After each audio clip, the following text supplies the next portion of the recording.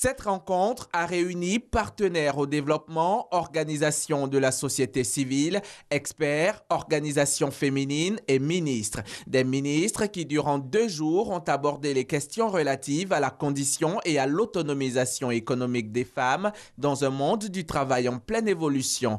Thème de la 61e session de la Commission de la condition féminine qui se tiendra en mars 2017. Pour chacun des intervenants, il est nécessaire de lutter contre la discrimination faite aux femmes, la réalisation de leur statut, leur participation aux prises de décision, la facilitation de leur accès au crédit et au monde du travail.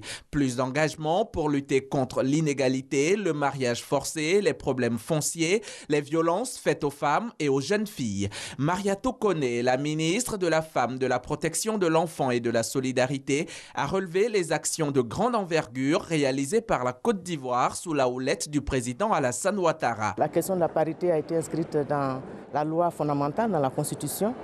Ça, c'est au niveau institutionnel. Au niveau financier, nous avons le FAFSI, le Fonds d'appui aux activités de la femme, sous la houlette de son Excellence Madame la Première Dame. Et puis au plan éducatif, nous avons également l'école obligatoire pour tous. Et donc tout cela, pour nous, ce sont des avancées qu'il faut présenter à l'Afrique, qui va parler d'une seule voix à New York. Elle a également lancé un appel à l'endroit du secteur privé pour une forte contribution en vue de l'autonomisation économique des femmes. La lèpre est une maladie infectieuse chronique touchant les nerfs périphériques, la peau, les muqueuses. Cette pathologie provoque des infirmités sévères. Pour autant, la population perçoit diversement la maladie. Je connais la lèpre depuis mon enfance. Jusqu'à ce jour, je n'ai jamais entendu quelqu'un guéri de la lèpre. Les patients victimes de lèpre, quand ils sont bien suivis et tôt, peuvent en guérir. Dans le cadre de la commémoration de la Journée mondiale des lépreux, journée célébrée chaque dernier dimanche du mois de janvier, nous nous sommes rendus à Katiola, situé à environ 44 km de Boaké. Ici, nous avons rencontré Oolé Koné, une victime de la lèpre. Aujourd'hui, il est guéri de cette maladie. Oolé Koné est chargé de l'entretien du centre culturel de Katiola. Il a découvert les premiers signes de la maladie en 1996. Pour lui, c'était un mauvais sort. Ça faisait un bon moment que je vois cette tache sur mon pied. Et là, un jour, j'ai montré ça à ma femme. Madame, elle est venue. Elle a essayé, elle a mis son doigt dessus. Elle me demande si ça me fait pas mal. De 87, 90 jusqu'à 99, j'étais juste dans l'indigénat. Il fallait l'eau chaude pour que ça puisse rentrer vraiment dans le corps. Mais chaque fois quand je fais les traitements, le lendemain, je vois que la plaie, il y a une plaie qui s'ouvre sur les pieds. Les orteils ont commencé à se gonfler. Tout ça là, enflé. Quand je veux, je ne peux même pas. Je suis parti à Yamoussoukro le 16 janvier 2006. Je suis allé voir les films à l'Institut d'hygiène de Yamoussoukro. Le médecin m'a dit que c'est la lèpre. Heureusement, Oolé Koné s'est pris à temps pour éviter que la maladie s'aggrave. Il s'est rendu dans un centre de santé. Un conseil qu'il tient à faire partager. Je lance cet appel à toute personne qui verra sur sa peau une tache rouge d'abord et dure, qu'il aille immédiatement dans un centre de santé pour se faire consulter. C'est une maladie qui se guérit en 6 mois, si le traitement est bien suivi. En Côte d'Ivoire, le ministère de la Santé et de l'Hygiène publique signale que depuis 2001, le taux de prévalence a continué de baisser. Ce taux est passé de 0,92 en 2001 à 0,29 à la fin de l'année 2015. Oladélé n'est pas un barbier comme les autres. C'est ici, à Pobé, dans l'est du Bénin, qu'il a été diagnostiqué avec la lèpre il y a 10 ans. Il est maintenant guéri avec pour seule séquelle une main recourbée en griffe. Grâce à une rééducation adaptée et à un patron compréhensif, il manie le rasoir et les ciseaux sans problème. C'est parce que avant, j'étais agriculteur, mais avec la maladie, je n'avais plus la force de cultiver à cause de mes mains. J'ai donc décidé de faire un apprentissage pour devenir barbier. Vestige du Moyen-Âge, La lèpre n'a pourtant pas disparu du Bénin. 150 à 200 nouveaux cas sont recensés chaque année. La maladie attaque la peau et les nerfs et crée des liaisons irréversibles aux mains, aux pieds et aux yeux. Cela fait plus de 20 ans que Pascal a eu la lèpre, mais il a été diagnostiqué trop tard. Dès qu'il se blesse, il risque une infection grave. Comme il ne sent pas la douleur et c'est un monsieur qui est cultivateur, il doit aller au champ. Donc au champ, quand il se fait piquer par des objets pointus, il ne se sent pas. Donc du coup, la plaie revient encore. Donc on l'a réhospitalisé et puis c'est pour cela qu'on est en train de traiter. Au-delà des blessures, la stigmatisation. Dans les zones rurales, la lèpre est associée à une malédiction et les malades sont souvent chassés. Blandine accompagne les anciens lépreux pour les aider à se réinsérer et surtout rassurer les familles.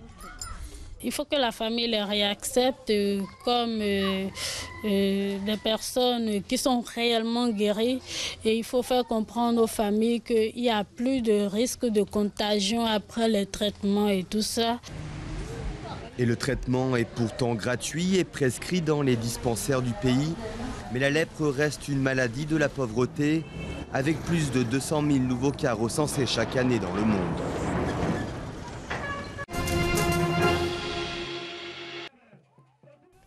Les arts, la culture et le tourisme. Quelle stratégie pour une meilleure contribution au PIB en Côte d'Ivoire?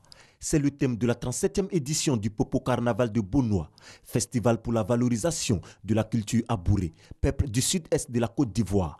Il se tiendra du 17 au 30 avril 2017. Vous aurez le prix de la culture de l'excellence doté du prix du vice-président Daniel Kablan-Duncan et vous aurez bien sûr d'autres prix. Le Popo était présenté à Madrid et c'est plus de 3 200 000 amoureux du festival qui ont visité le site du Popo. Tout cela, à travers nos partenaires, seront de la fête. Le Popo Carnaval, au fil des années, s'est internationalisé. Aujourd'hui, il est devenu un des atouts majeurs pour le rayonnement de la commune de Bonois. Les autorités veulent ainsi offrir à l'événement plus de visibilité avec la construction du palais du Popo Carnaval. Le Carnaval est le parrain de la presque totalité de toutes les foires et des différents carnavals de Côte d'Ivoire. Il est important qu'à partir de la 37e édition, le Popo s'identifie à quelque chose, c'est-à-dire son âme, ce sera le palais, qui va donc naturellement abriter le commissariat général et d'autres éléments encore, dont le palais des civilisations abourées. Le palais du Popo Carnaval de Bonois va disposer de salles de réunion et de spectacles, de bureaux et un musée. Sa construction va coûter plus de 165 millions de francs CFA, financés par la mairie.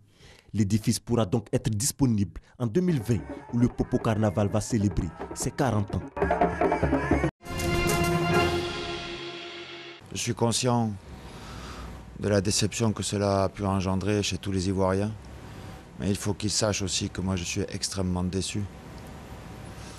Quand un objectif n'est pas atteint, cela me touche et je n'aime pas décevoir.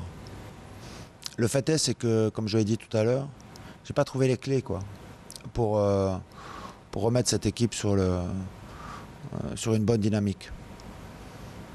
Nous étions sur une très bonne dynamique par rapport aux dernières sorties.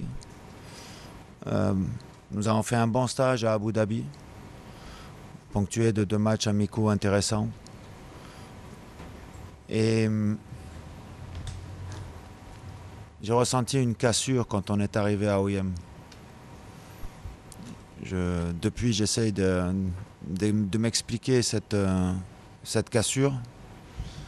J'en ai discuté aussi avec les membres du comité exécutif quand on s'est réunis, en évoquant quelques pistes, mais c'est difficile pour moi encore de cerner véritablement ce qui peut expliquer cette cassure à notre arrivée à OIM.